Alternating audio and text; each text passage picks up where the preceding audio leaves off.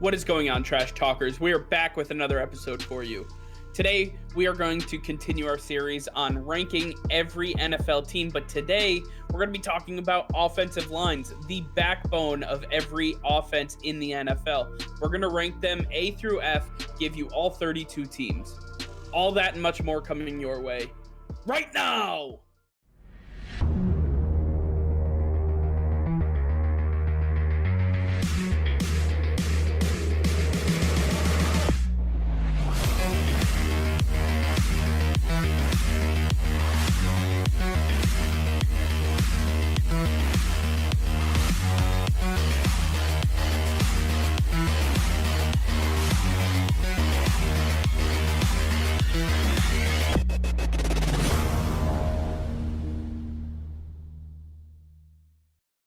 All right, Nick. Well, we have done wide receivers. We have done quarterbacks. We have done running backs. Now it is time to get the backbone, my guys, the trenches. And we're talking about offensive line today in the NFL. Yeah, offensive line is one of the most important positions on the offense. Without a solid offensive line, you can't have a solid run game. You can't have a solid pass game. Your quarterback's probably going to get hurt. I mean, it's really one of the most important positions in football altogether, and it cannot go unnoticed. And now it's time to give those who are great their credit, but those who are trash, it's time to roast them. Starting off with the F tier, we have the New York Jets, the Seattle Seahawks, the Philadelphia Eagles, the Las Vegas Raiders, the Houston Texans, the Miami Dolphins, and the Chicago Bears. Starting off with the New York Jets, listen, outside of Mekhi Becton, there is not much going for this offensive line. Joe Douglas has made it a point to not spend money in free agency, even when he's had it, and that included not spending money on the offensive line. Look for the Jets to draft some of these players, but they have 4 out of 5 spots they still need to hit. The Seattle Seahawks, we already know what's going on there. Russell Wilson has been outspoken about his protection, the most sacked quarterback in NFL history in the first 9 seasons of someone's career. Russell Wilson has been pleading with the organization both internally and externally through the media to get some help. Outside of Dwayne Brown, there really is nobody on this offensive line that you can trust. The Philadelphia Eagles have been in an absolute mess over the last couple of years. They have Lane Johnson, who is a top-tier right tackle, and they have Jason Kelce, who's a great center. But Jason Peters, who was their dominant left tackle, is now way past his prime. He's at the age where he can't continue. He can't keep up with some of the faster defensive ends. He can't bend as well as he did. They tried to shuffle him to guard. It didn't work out that way. They've suffered a lot of injuries as well. Brandon Brooks isn't the same player. The Eagles' offensive line has just gone down every single year, and that's how they end up in the F tier right now. Taking a look at the Las Vegas Raiders, this was one of the better units last year. And honestly, if they'd stayed intact, probably a solid B unit.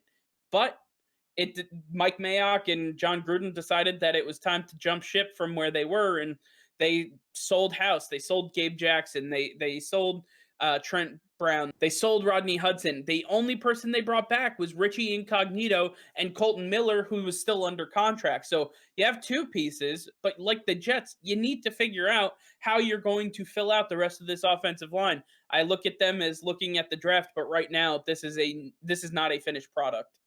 Then we take over with the Houston Texans, and Nick Caserio's done a great job. He's brought in a lot of solid pieces. Marcus Cannon coming over in the trade with the New England Patriots. And he's a great right tackle, but he is definitely past his prime, and he did take off last year. So there's a lot there to be questioned. And then Laramie Tunsil, obviously, he's a lockdown left tackle. Perfect. There you have the bookends, but what's happening in the middle? You know, Nick Caserio's made quite a few moves. Let's see if any of them can pay off, because right now it doesn't look like it. And then we have the Miami Dolphins. The Miami Dolphins have had some success at the offensive line, but overall it has been a lackluster. Tua Tagovailoa has been running for his life ever since he got under center. And now it's going to show even more because they continue to lose pieces on this offensive line. The Miami Dolphins have one thing in particular they need to work on this offseason, and that is the offensive line. Finally, ending with the Chicago Bears. The Chicago Bears are in ruins as a team in general, but their offensive line is the epitome of such because they don't have Kyle Long, who retired before last year. They have so many holes across this offensive line. There's not even somebody I want to point to and say, there's the upside. There's not one. All five positions need to be changed. They need to be upgraded, and the Chicago Bears have to start from scratch. Yeah, there's a couple of these teams that actually fit in the same mold. The Jets, the Seahawks, and the Eagles are all teams that have one piece, and that's pretty much a left tackle, and that's about it. They have to fill every other piece on their offensive line, and you can't just do that in the draft. That's not how you build a team for success. So they're going to be teams that stick around in the F tier for a little while. Teams like the Raiders and the Texans, they made some changes on their offensive line. They have a solid unit on paper. But the most important thing with an offensive line is chemistry with one another. If you don't know how the person to your left and the person to your right is going to cooperate and move according to a play, then you don't have the same rhythm, you don't have the same chemistry. It's not going to work out, and someone's going to miss an assignment. With the Miami Dolphins, they're kind of in a weird zone because they have some young guys and they've been together, but they still have some key pieces, specifically their right tackle, which on their offensive line is the most important position because it is Tua's blind side. You may have heard me say it in a couple other videos. It is absolutely imperative for them to fill this position right away if Tua is going to stay healthy and contribute to this team. For the Chicago Bears, they're just an absolute complete mess. They should be in a complete other tier. They should be in tier Z if you're really looking for one, because they don't even have a direction of where they're going. They tried to acquire Russell Wilson when Russell Wilson's main argument is he doesn't have an offensive line, and that's why they're not going to the Super Bowl every year. Well, how would he go to the Super Bowl with Chicago Bears if they don't have an offensive line? Doesn't make much sense. They need to fix an offensive line for any quarterback that's under center. I don't care if it's Andy Dalton, Mitch Trubisky, Nick Foles. It doesn't matter. They're going to need to be protected by somebody, and right now they have absolutely nobody. All right, moving on to the D tier, we have the Washington football team, the Buffalo Bills, the Arizona Cardinals, the Cincinnati Bengals, the New York Giants, the Detroit Lions, the Los Angeles Chargers, the Denver Broncos, the Carolina Panthers, and the Pittsburgh Steelers. Starting off with the Washington football team, this is a team that's actually pretty solid on their offensive line, but they're missing the biggest piece, and that's left tackle. If they were able to retain Trent Williams, they would be much higher in this category, but that's such a big piece, and a lot of the reason that their quarterback last season was not able to stay in the pocket and cooperate with their receivers. I think now that Ryan Fitzpatrick's under center, they're still going to need to fill that hole at left tackle for the entire unit to stay solid. The Buffalo Bills are just an average unit all around. There is not one name on this offensive line that you can point to and say they are the anchor to this offensive line. They are going to keep everybody foundationally sound. That is not how this team is run. They have a bunch of average players, even depth pieces that are average, that they rotate in and out to stay healthy and to stay fresh. That's just not how you win football games, and that's why the Buffalo Bills are not getting past teams like the Kansas City Chiefs. The Arizona Cardinals are on their way, but they're not there just yet. They added pieces like Rodney Hudson, but they're going to need to figure out the chemistry. Like I said, chemistry is so important to an offensive line. Until they figure that out, until they actually prove that they're above a D tier, they're going to stay here for now. The Cincinnati Bengals are in that same boat. They added a guy like Riley Reef to their right side to protect Joe Burrow, which is great because that was the biggest problem for Joe Burrow last season, one of the reasons he got hurt. But they still need to figure out their guard situation. They're getting there, but it's still a work in progress. Guard is luckily one of the easiest positions to fill. There are a dime a dozen in this league, and it should be pretty easy for them to figure that out.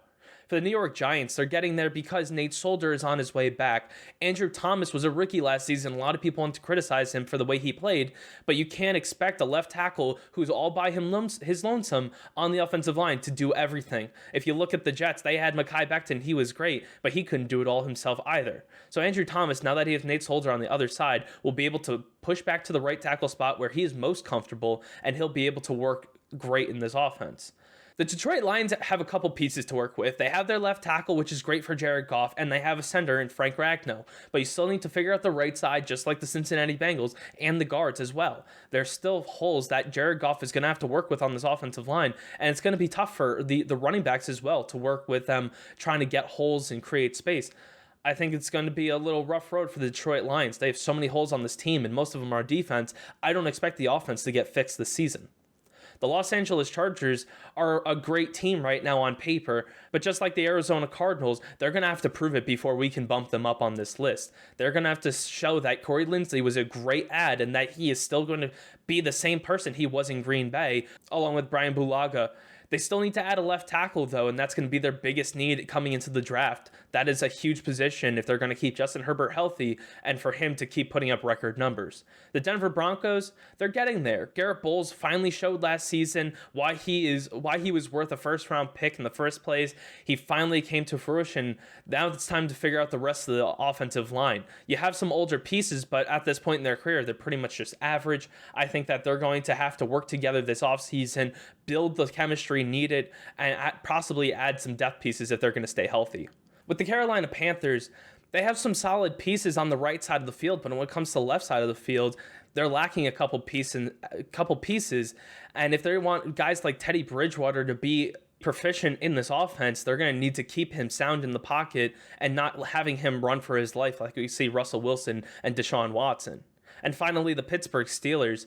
They have some great pieces, except you lost Marquise Pouncey, one of the best centers in the league, to retirement, and Alejandro Villanueva has not been re-signed, so they might be trying to replace him in the draft. But nonetheless, right now, this offensive line is a little bit of a mess, a little bit in disarray, and if Big Ben's going to be a competent quarterback for this team next year, they're going to need to figure this position out.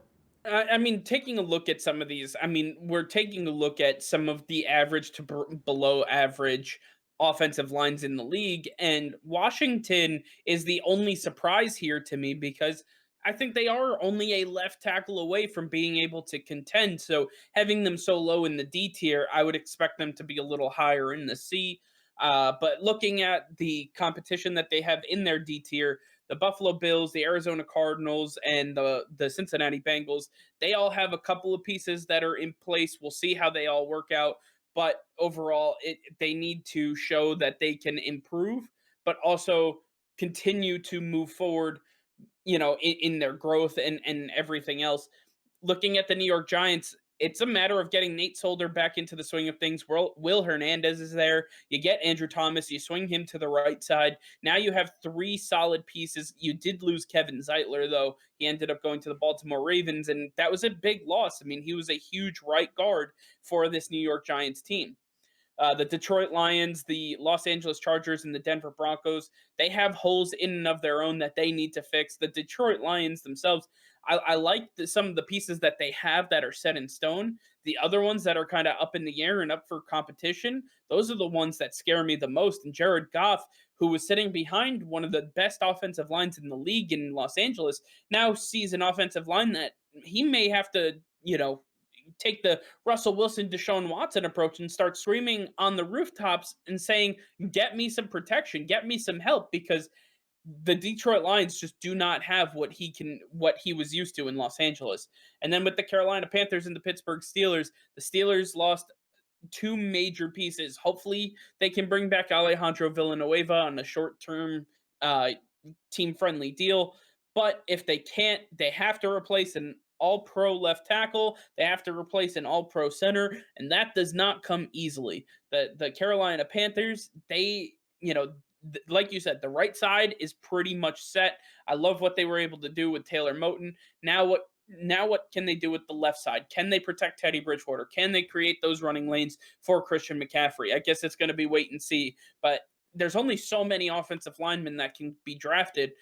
Some of these teams are going to miss out on these players, and they can't all assume that they're going to fix these holes through the draft. Next up, we have the C tier, and we start off with the New Orleans Saints, who are anchored by Teron Armstead. We have the Kansas City Chiefs, the Tennessee Titans, the Minnesota Vikings, the Atlanta Falcons, the Baltimore Ravens, and the Jacksonville Jaguars. Starting off with the New Orleans Saints, listen, they have Teron Armstead. They have some solid pieces up on the offensive line. Drew Brees sat in nice pockets, but every piece is continuing to get older. They have not refreshed this offensive line. They've continued to just be an average offensive line. If you look at the PFF rankings, they are always in the middle of the pack. Nothing sets them apart. They don't have true maulers on this offensive line. Nobody's really scared of this offensive line. And overall, I think they are the epitome of what an average offensive line looks like. The Kansas City Chiefs, for all the moves that they have made in free agency, especially on the offensive line, signing Joe Tooney and bringing some of these guards in, well, they've done a great job with the interior. And I'd say they have arguably one of the best interiors in the NFL. But the problem is, and we've said this on multiple videos now, who's going to play tackle? Eric Fisher and Mitchell Schwartz are gone.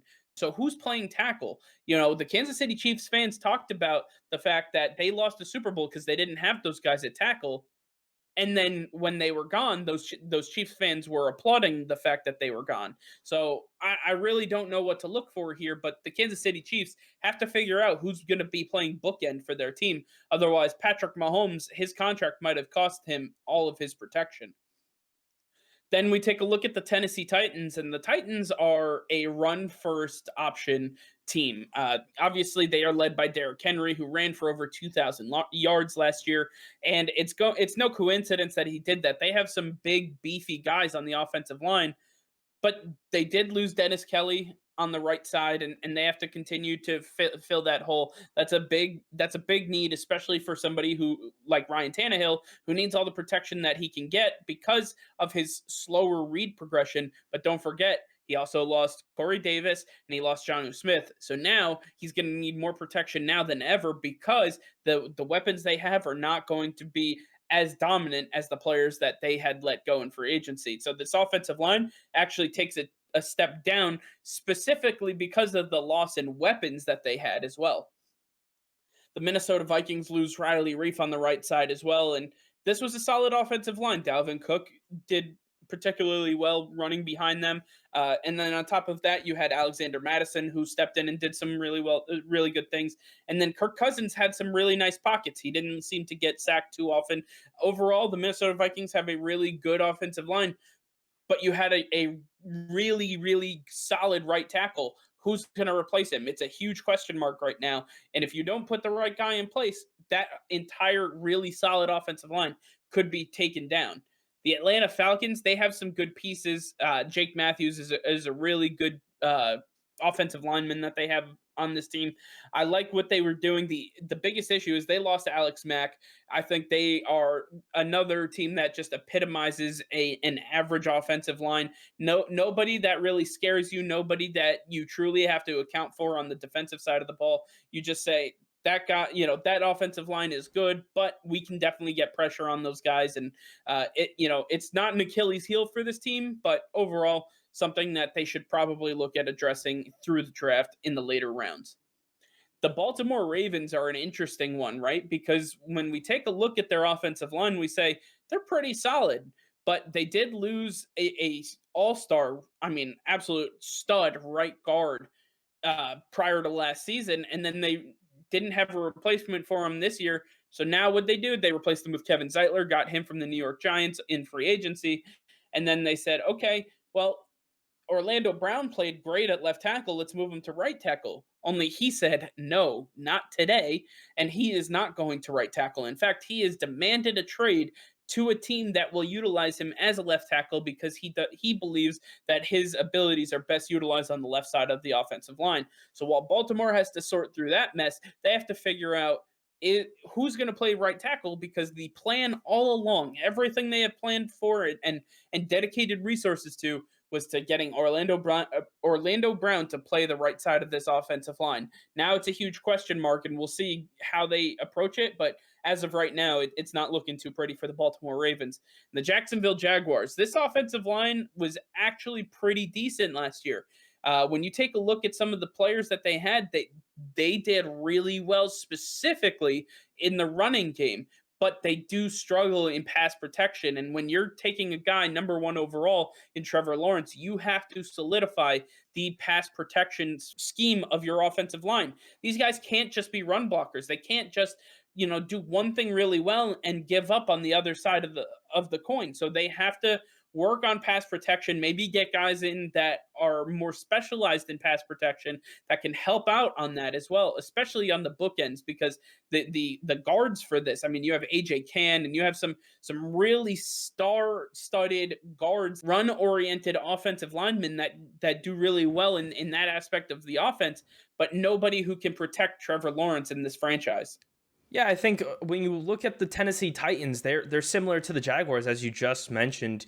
You said that they're great when it comes to Derrick Henry and blocking for Derrick Henry, but we all know offensive linemen have a much easier job when it comes to run protection than pass protection. And they have a solid offensive line all around. But when you look at Taylor Lewan the last couple of years, he struggled with injuries. And although he's one of the best left tackles in the league, if you can't stay healthy, then your team's going to fall a little bit. And that's when they struggled against the pass protection. That's when Ryan Tannehill was struggling a little bit. And like you said, we'll see how that holds up this season if Taylor Lewan can't stay healthy. You also let go of Ryan Kelly, who was your backup to Jack Conklin. And now he's gone. So now you got to fill that hole all over again. Isaiah Wilson's not there. He didn't work out. So now this is a huge hole on the right side. If you don't have Taylor Lewan, that's a huge hole on the left side. And now you're just working with an interior. That means Derrick Henry is probably not going to be effective. And this offense is going to be very stagnant. With the Atlanta Falcons, if you look at this team, they may have just lost Alex Mack, but they're really solid all around. The problem is when you look at the defenses that they have to face twice a year, the Tampa Bay Buccaneers, the New Orleans Saints, and the Carolina Panthers, these are top-end pass rushes, and they are very hard for them to hold up against. I think that's why Matt Ryan struggles in the pocket. When he doesn't have Julio Jones on the field, he struggles to getting the ball to other players, even though they're great athletes. He needs to have his possession receiver in Julio Jones to feel comfortable in the pocket, even when he's going up against these top-end pass rushes. And when you look at the run game with the Atlanta Falcons, Todd Gurley may have had good touchdowns last season, but I don't even believe he eclipsed 600 rush yards last season. This rush game is abysmal, and it's because the offensive line is not able to stop the defensive line, get to the second level, and help get some open running lanes for these running backs. So although they look good on paper, they have some great pieces. I just think that they are just not getting up to they're not holding up to expectations. And finally, the Baltimore Ravens, they're solid, and they got even better with Kevin Zeitler because of how he plays in the run game. But I can't put this team any higher than they are because they mostly do run blocking, which is much easier than pass protection. All you have to do is push up front, and these guys are bulls. They are mammoths. They can do that. That's not hard for them. They have not been tested in the pass game. If you're not solid in both the run and the pass game, you cannot be above average. You need to show that you are efficient in both to be above everybody else. In the B tier, we have the Los Angeles Rams, the New England Patriots, the Tampa Bay Buccaneers, the Indianapolis Colts, and the Dallas Cowboys. Starting off with the Los Angeles Rams, I mean, you talked about it earlier. Jared Goff looked great in this pocket, and that's why he was able to get this team to a Super Bowl a couple of years ago. And they were able to get in the playoffs, and their running backs look solid, even though they're pretty much average. This team with Andrew Whitworth locking down the left side is one of the best in the league. But when Andrew Whitworth is hurt, and now that he's getting into his 40s now, he's starting to get into his injury-prone years, this team, this offensive line struggles a little bit. They are really solid and help the rest of the team look great. Now that Matthew Stafford's under center, I think that this offensive line is going to have a little bit of a reprieve. Matthew Stafford is one of the best in going through a quick read progression and knows how to manipulate the pocket and move around efficiently. So that should be good on the offensive line and help them stay healthy. The New England Patriots are one of the most underrated offensive lines in the league. When they had Dante Scarnecchia as the offensive line coach for many years, they were regarded as the best line in all of football for many, many years. Now with him gone, people think that the magic is gone. But we had rookies like Michael Onwenu playing right tackle, one of the most important positions on the line, as one of the best right tackles in the league off the bat. A guy who played guard in college, moving to tackle, that is not an easy feat. Now you have guys like Trent Brown coming back who are familiar with the system, who are going to play a position that he has played his entire life in right tackle. They're gonna have very solid pieces. They brought back David Andrews. They keeping the band back together for the most part and getting stronger. You lost Joe Thuney, which is huge, but with other additions, I think that this team can really work around it, and they still have solid offensive line coaches that are going to get this offensive line where they need to be. It's really all up to Isaiah Wynn if he can stay healthy for the New England Patriots, whether this team is going to be amazing or whether they're just going to be another average season. Because with a solid offensive line, Cam Newton's going to be able to work, this run game's going to be able to work, and it's going to give time for these wide receivers and tight ends to get separation. For the Tampa Bay Buccaneers, they're really solid all around. They just have one big issue, and that's Donovan Smith, who played left tackle last season. But now the Tampa Bay Buccaneers are going to move him to right tackle and take last year's first-round pick, Tristan Wirfs, and move him to left tackle, which is a very solid move by the team because Tristan Wirfs is a much more athletic tackle. He'll be able to stand up to the edge rushers much better than Donovan Smith, who's getting up there in age. Donovan Smith will have an easier time playing the right side, and he'll keep everybody in front of Tom Brady, who's getting past Donovan Smith. So a good move by the Bucs and should help this offensive line improve.